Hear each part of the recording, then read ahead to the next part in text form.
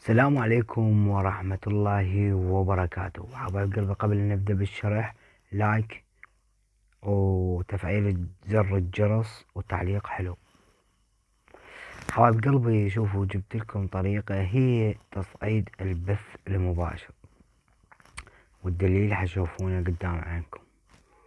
تدخل على الملف الشخصي، بالله تعالى أو ما الملف الشخصي نتعلم. أنا أظل أشرح لكم. تمام، هسه شو نسوي؟ ندخل على إشارات البث اللايف. اوكي، دقيقة بس اريد اشوفكم التأكيد يعني قدام عينكم شلون صار عندي تحسن. شوفوا حوالي مشاهدة بعد مشاهدة 1600 نقول. اوكي، 549 ألف، يعني ألف شخص و549 شخص طبوا باللايف. تمام، هذا هنا 1099، يعني ما بقى شيء، 2000 شخص.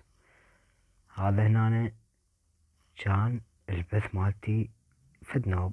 بعد فتحت ساعتين ضبط انا بالبث، ومشاهداتي شوفوا شقد مشاهدات، 39 شخص. شوف الفرق بقى قدام عينكم، هذا وهذا. هذا البث شوكت هاي يعني قبل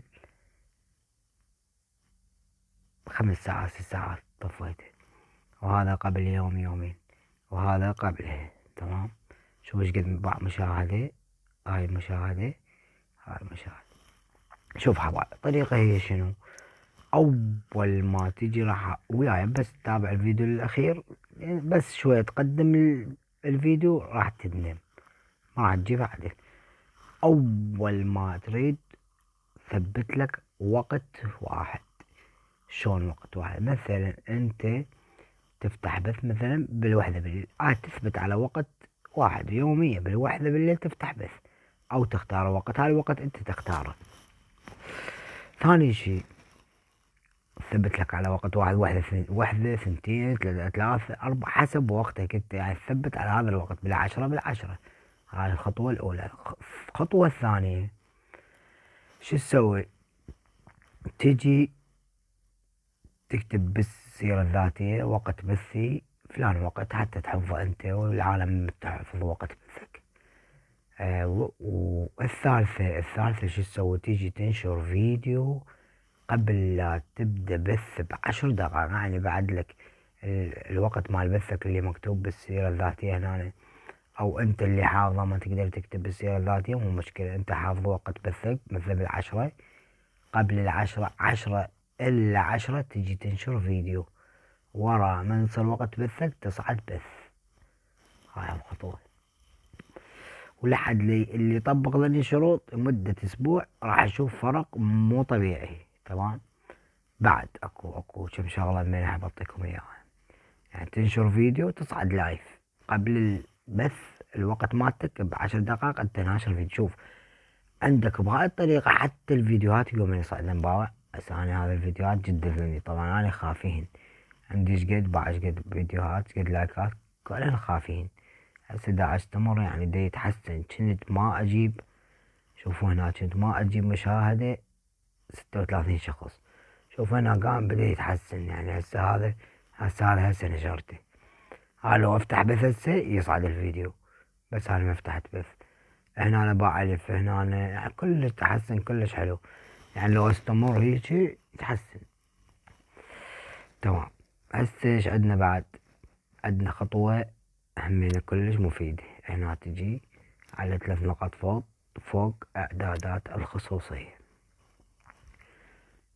تجي على نفس المكان اللي طبيت بيه. شو تسوي؟ تدخل عليه إعادة تشغيل. هذا إعادة تشغيل. شوف الخطوة، الله شاهد إذا طبق ذي الخطوات البث مالتك يصير يخبط. شوف شو تسوي؟ تجي تمسح ذني اللي مثل ما تشغل بث وتطفي بث، بعد ما طفيت البث تجي تمسح ذني يومي صفر، أريدك ما تبقي ولا فيديو هنا. هذا شكو. هسه أنا بصعد بث ساعتين، هذا الساعتين مخزون بالتيك توك، لمدة 90 يوم هو يصفر الشركة الصفراء. بس انت بدال ما الشركة الصفراء يصير على البث مالتك ثقل وهاي صفر، لا تبقي شي. تمام. اوكي هسه كملنا هالخطوة. بعد لنا خطوة اخيرة. الخطوة الاخيرة هي شنو؟ تجي تدخل على شيء اسمه تحذير المساحة. هذا البث اللي انت فتحته كله يتخزن. قلت لك باع هسه ايش قد عندنا؟ عندنا 128،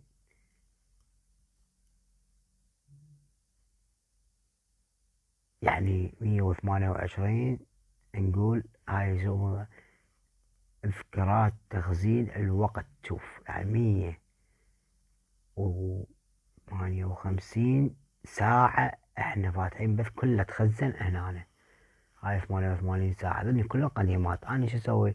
دائما ارجع من اطفي بث ارجع شو اسوي؟ اعطي حذف. شوف راح يتصفر مثل ما تشوفون قدام عينكم، الصفر الى صفر. تنزيلات شوفوا صار صفر. شوف هذا الثاني هم. هاي كل ما تطفي بث انت تسوي هاي الطريقة. هاي الطريقة اذا استمريت عليه ولا اللي كتبت سويت لك اياه بالفيديو، بنات شباب، اذا طبقتوا هذا الشيء لمدة ما اقول لك هواي 10 ايام اسبوع هيجي، راح تشوف شيء مو طبيعي. فيديوهاتك تصعد، بثك يصعد. فانت املك يصير بالفيديو. الفيديو تنشره، انا احكيك اياها طق بطق. اذا تنشر فيديو وتصعد بث ورا 10 دقائق، عملك يصير بالفيديو. شك واحد راح يشوف الفيديو مالتك راح يجي يدخل البث مالتك. هو اعتماد البث المباشر على الفيديوهات. اعتماد البث على ويش؟ على الفيديوهات.